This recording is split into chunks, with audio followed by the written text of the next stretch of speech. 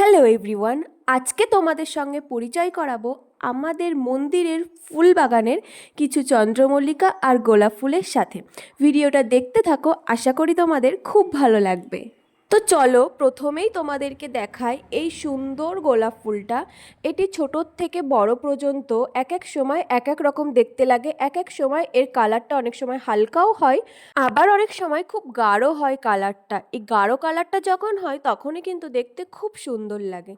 তো চলো এবার তোমাদেরকে দেখাই বেশ কিছু চন্দ্রমল্লিকা। তার মধ্যে প্রথমেই যেটা দেখাবো, দেখো কিছু মহান ব্যক্তি আছে যারা পুজোর জন্য এই ফুলগুলো এখান থেকে তুলে তুলে নিয়ে যায়। জানি না এই ফুলে পুজো হয় কিনা। এই ফুলগুলো লাগানো বাগানের সৌন্দর্যের জন্য, কিন্তু কিছু কিছু মানুষ আছে এগুলো তুলে নিয়ে যায়। সব থেকে যদি এই বাগানের কোনো ফুল বেশি ভালো লাগে চন্দ্রমল্লিকার মধ্যে, সেটা হলো এই সাদা। এইগুলোও বেশ সুন্দর লাগছে। সব থেকে বেশি খারাপ লাগছে ফুলগুলো যখন কেউ তুলে নিয়ে যাচ্ছে না, দেখে খুব খারাপ লাগছে। এই গোলাপ গাছটায় প্রচুর কড়ি এসেছে কিন্তু এখনও একটাও ফুল হয়নি। আর এই দিকে দেখো একটা গাছ প্রায় মরে গেছে, এই গাছটা নিচে পড়ে গেছে, এটা একটু তুলে দিলাম।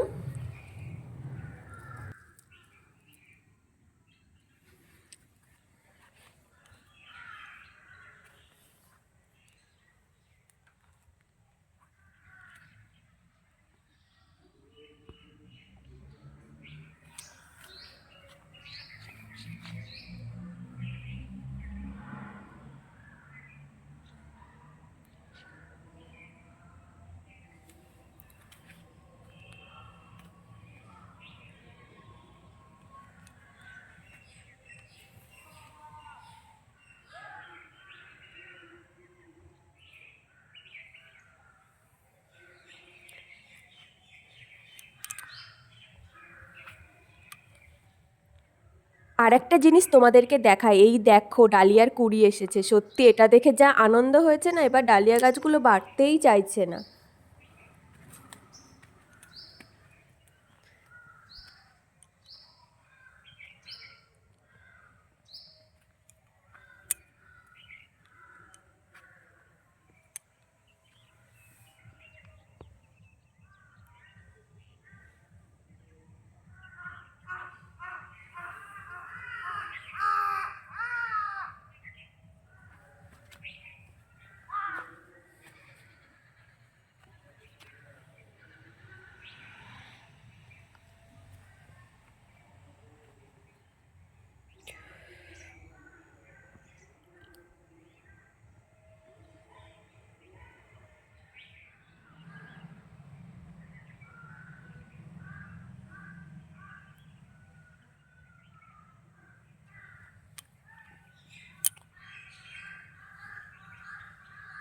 কিছু কিছু ডালিয়া গাছে কুড়ি এসেছে আর কিছু কিছু গাছ এখনও এইটুকুই হয়ে আছে। এই ফুলগুলোও খুব সুন্দর লাগছে।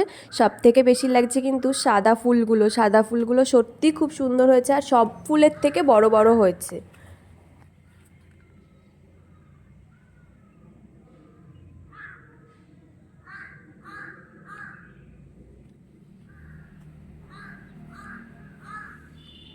এইবার চলো তোমাদেরকে দেখায় একটা খুব সুন্দর হোয়াইট কালারের গোলাপ ফুল। দেখো কি সুন্দর লাগছে ফুলটা, কাছ থেকে যেন খুবই সুন্দর লাগছে।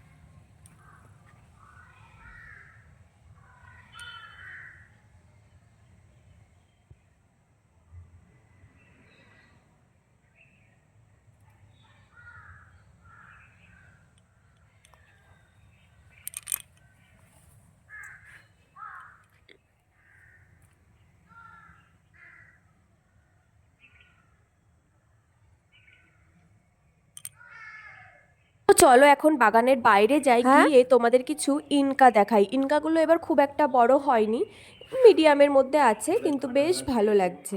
আর আমাদের মন্দিরে যেটা সব সময় থাকে সেটা হলো এই ফুল গাছগুলো, খুব সুন্দর লাগে। তো যাই হোক, ভিডিওটা এখানে